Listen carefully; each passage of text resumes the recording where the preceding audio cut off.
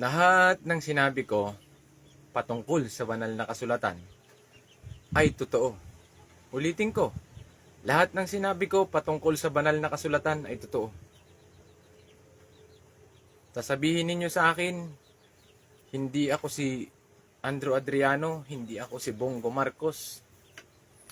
Ako si Bongo Marcos. Yan ang katotohanan.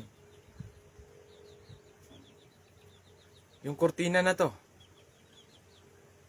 kurtina pa to nung bata ako sa Liberty. Ayan oh. Hindi dito gawa yan. Gawa yan sa ibang bansa. Walang ganyan dito. Ngayon, lahat ng patotoo, katulad ng aking sinabi, ay ako. Ako ang the synthetic man of the Philippines. Totoo yan. Ako ang nagbibigay sa inyo ng kaalaman, lakas sa pandemya. Ang hindi ko lang mawari, bakit puro pagnanakaw ang inyong gustong gawin sa akin? Samantalang para sa relihiyon ng Diyos yun na itatayo ko. At ito ang malaking katanungan. Sinasabi nyo, bakit? Bakit sa iglesia ako papasok? Diba gusto ng mga kapatid noon pa maging tunay na silang iglesia? Mga kapatid ninyo? Yeah? Gusto nila maging tunay silang iglesia ni Kristo. O papasok ako. Titik-tikin ng pangalan yan, papalitan ng bahay dalanginan. Dahil nakasulat talaga, bahay dalanginan. Hindi iglesia ni Kristo. Yung iglesia ni Kristo na gawa 2028, yan ay kwento. Ha? Ang gawa 2028 ay kwento ng mga apostol. Hindi yan yung sinabi. Ngunit ang sinabi ni Jesus Christ ng aking guro sa huling araw, doon, ng panahon niya, ang sinabi ng guro, panahon niya, no, nandito pa siya sa lupa, anong sinabi niya? Marcos 11:17. Hindi ba't nasusulat? Ang aking tahanan ay tatawagi bahay dalanginan ng lahat ng bansa. Anong tawag? Bahay dalanginan. Magkaiba po ang bahay dalanginan sa sinasabi ng Iglesia ni Kristo na bahay sambahan. Magkaiba ang panalangin at ang pagsamba. Tandaan nyo yan. Magkaiba ang panalangin at pagsamba. Ano pa ang sinabi? Bahay. 'Di ba? Bahay.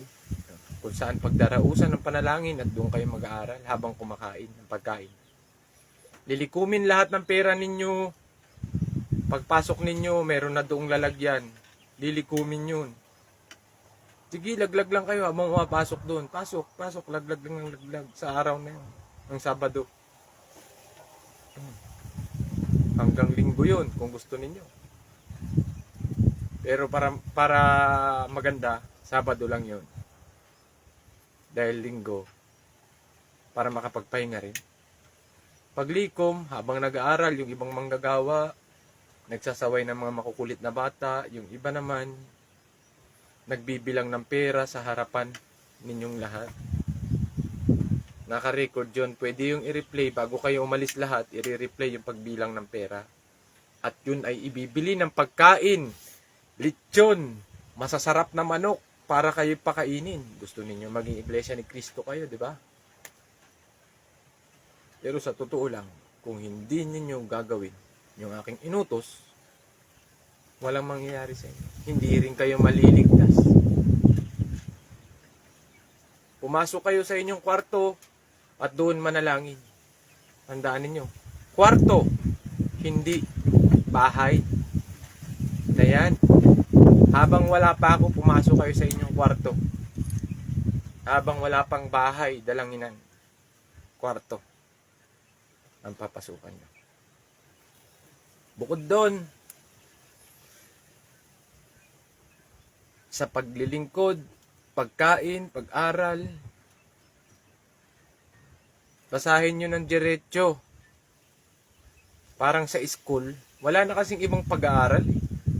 Grade 1 pa lang, tuturuan na kayo magbasa. Page by page. 1, 2, 3, 4, 5, 6, 7, 8, 9, 10. Yun lang yun, napakasimple. Huwag mong ililihis. Kailangan yung kasunod. Yung 1, 2, 3, 4, 5, 6, 7 hanggang matapos hanggang sa dulo. Bawal ang paglilihis. Kasi mabibigyan mo ng kahulugan yan. Diba? Bawal ang paglilihis. Pag bibigay kahulugan, bawasan ng dagdagan na nakasulat. Huwag mong ililihis. Kasi mabibigyan mo ng kahulugan yan. Pag iniba mo yung page nito, si Juan, kunyari, page 1 da. Si Juan Tamad ay nag-akyat sa puno ng saging at siya ay nag-antay. Dito naman sa kabila. Kwento ni ano naman to, ng pagong. Siya ay nag-antay sa gilid habang sila'y nakikipagkarirahan. Pagdating dun sa kabila, kailangan niyang matapos ang takbuhin. Nabigyan nyo na ng kahulugan. Hindi ganyan mag-aral.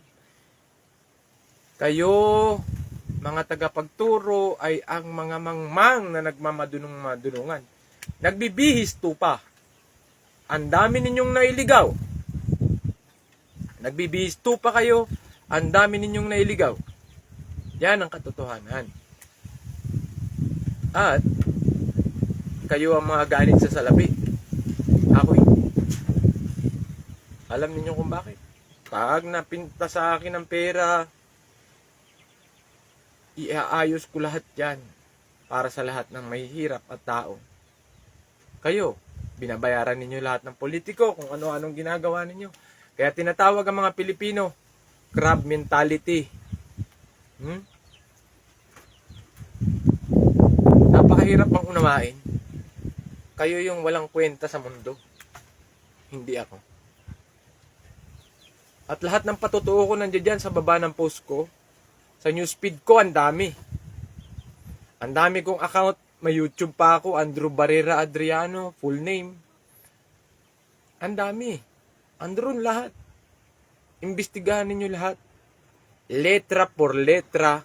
Pwede nilang palitan yan. Pwede ninyong chikin. Date by date. Pwede nilang baguhin yan. Pwede ninyong chikin. Kasi kalabang ko may mga datong. Mga hacker. Okay? At lahat ng himala na sinasabi nilang pinagyamang nilang nakaraan. Ako yun. Nakaraan lang, nagkalimbang-kalimbang ako dito. Pare-pareho sa tunog. Pagkalimbang ko nung huli, hinagwatan ko, pagpalo ko ng gano'n. Bang! Umapoy. Doon. Anong tawag doon? Cast. Okay? Cast. Bata pa ako, naghihimala na ako. Ang the spiritual wonder boy. Kaya nga spiritual eh. 'Di ba? Means biblical yung bata. Ako yun. Noon pa.